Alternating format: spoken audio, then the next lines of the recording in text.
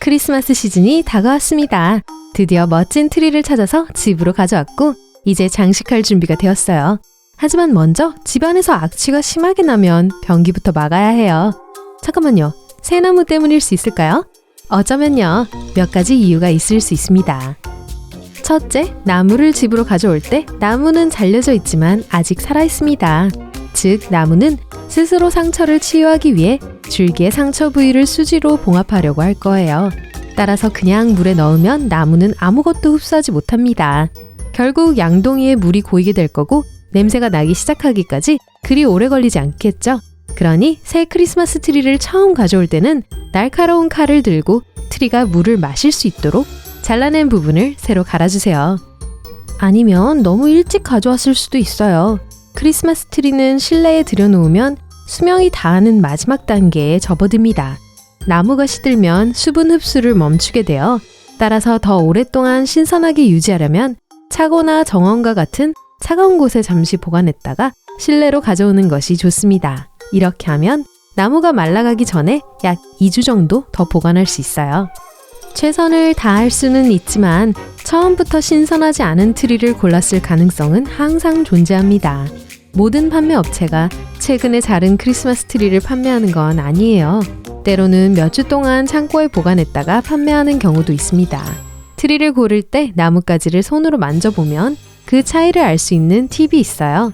잎이 빠지는 것이 보이면 더 신선한 것을 계속 찾아보세요. 하지만 그렇게 싱싱하지 않은 나무를 샀다고 해도 나무를 키울 수 있습니다. 스탠드에 깨끗한 물을 조금 넣고 아스피린을 넣으세요. 또는 설탕, 아스피린, 약간의 레몬즙을 섞어 냄새가 좋고 보기 좋은 나무를 며칠 더 보관할 수 있습니다. 나무에서 악취가 나는 것은 자연적인 게 아니라 일부러 그런 경우가 있습니다. 네브래스카주 링컨은 크리스마스 트리를 계속 훔쳐가는 사람들 때문에 골머리를 앓고 있었어요. 이를 막기 위해 그들은 여우 오줌이라는 액체를 넣어야 했습니다. 이 액체는 덫을 놓는 용품을 파는 상점에서 구할 수 있는데요.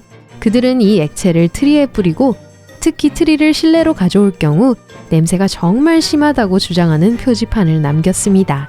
그리고 악취를 더 강하게 만들기 위해 스컹크 냄새를 살짝 첨가했어요. 이 조합은 도둑을 쫓아내기에 충분할 정도로 끔찍했습니다.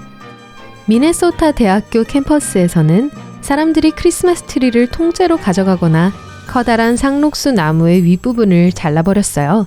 이를 막기 위해 대학 부지를 관리하는 팀은 스컹크가 방어수단으로 사용하는 강력하고 악취가 나는 액체를 나무에 뿌리기 시작했어요. 그리고 효과가 있었습니다.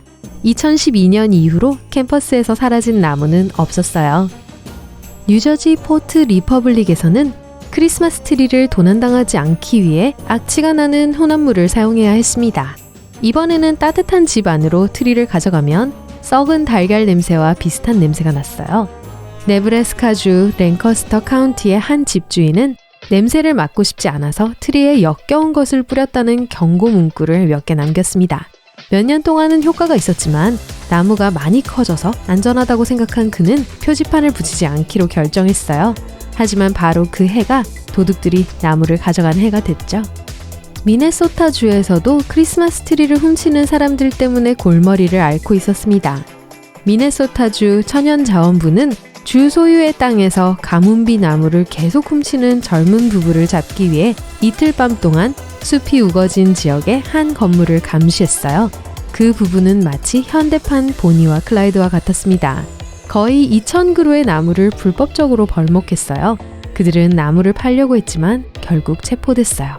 물론 크리스마스가 냄새가 나는 나무와 냄새가 나지 않는 나무만 있는 건 아니에요. 나라마다 크리스마스를 기념하는 방식이 다릅니다. 예를 들어 오스트리아에서는 크람푸스라는 캐릭터가 있는데 이 캐릭터는 착한 일을 하지 않은 아이들에게 겁을 주고 막대기를 던져요. 스페인 북동부 지역인 카탈루냐에서는 카탈루냐 카가너라는 재미있는 인형과 함께 성탄 장면을 연출합니다. 또한 티오 데 나달이라는 매우 독특한 전통이 있어요. 빨간 모자와 얼굴이 그려진 통나무를 크리스마스 캐릭터로 여기는 것이죠. 통나무에 음식을 조금씩 먹인 다음 특별한 노래를 부르며 막대기로 통나무를 두드려요. 그러면 통나무가 선물로 똥을 누는데 이 선물은 주로 누가 사탕 조각입니다. 스웨덴에서는 도널드 덕이 없는 크리스마스는 크리스마스가 아니에요.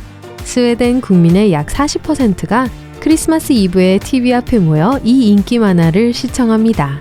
1969년부터 스웨덴의 주요 TV 채널에서는 도널드 덕과 그의 친구들이 전하는 메리 크리스마스라는 특별 프로그램을 방영하고 있어요. 당시 스웨덴에는 TV 채널이 2개밖에 없었기 때문에 미국 만화와 디즈니 만화를 볼 수 있는 유일한 시간이었죠. 이 전통은 사람들 사이에서 큰 인기를 얻었고 이 프로그램을 진행하는 동안 많은 사람들이 휴대폰을 덜 사용하게 된 데다 긴급 전화도 훨씬 더 적었습니다. 이 전통은 사람들이 정말 소중하게 여겨요. 녹화해서 나중에 볼 수 있는 게 아니거든요. 사람들은 이 프로그램에 너무 몰입한 나머지 웃기는 장면이 나오거나 좋아하는 대사를 공유하고 싶을 때를 제외하고는 조용히 시청합니다. 반지의 제왕 작가 J.R.R. 톨킨은 매년 크리스마스 선물로 아이들에게 편지를 썼는데 이 편지를 읽으면 마음이 따뜻해집니다. 처음에는 단순한 해피 크리스마스 카드로 시작했지만 시간이 지나면서 좀 더 복잡한 이야기로 변했어요. 얼마 후 그는 고블린, 북극곰 조수, 달에 사는 사람, 스노우 엘프, 그리고 기타 여러 가지 마법 같은 것들에 대해 이야기하기 시작했습니다. 그는 특별한 아크틱 언어까지 개발했어요. 아이슬란드 사람들은 그들의 언어로 번역하면 크리스마스 책 홍수를 의미하는 아름답고 아늑한 전통을 가지고 있습니다. 이 전통은 종이가 부족하지 않았던 1940년대에 시작됐고 많은 사람들이 책을 선물로 주고받았어요. 이러한 전통이 그대로 이어져 오늘날까지도 아이슬란드 사람들은 매년 이맘때면 책을 주고받는 것을 좋아합니다. 11월 중순쯤이면 모든 가정에서 가족과 친구들을 위한 선물을 주문할 때 사용할 수 있는 책 카탈로그를 받게 돼요.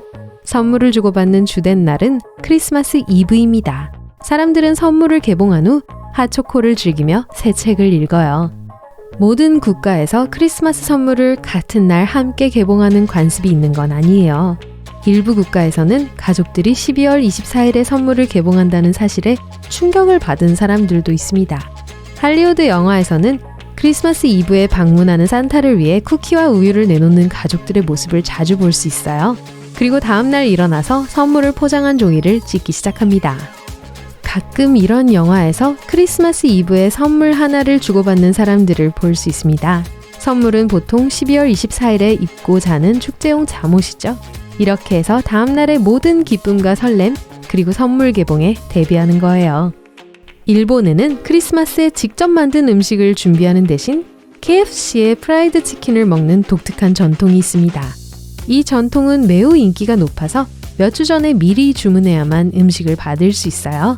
크리스마스는 켄터키에서 라는 슬로건은 1974년 마케팅 캠페인의 일환으로 시작됐는데요. 수십 년이 지난 지금 약 360만 명의 일본인이 크리스마스에 프라이드 치킨을 즐기고 있습니다. 노르웨이 사람들은 11월에 세금을 절반만 내기 때문에 크리스마스에 더 많은 돈을 벌 수 있어요. 따라서 크리스마스 한 달 전은 노르웨이 직원들이 근무 시간을 최대한 활용하는 시기입니다. 심지어 초과 근무를 할 수도 있어요.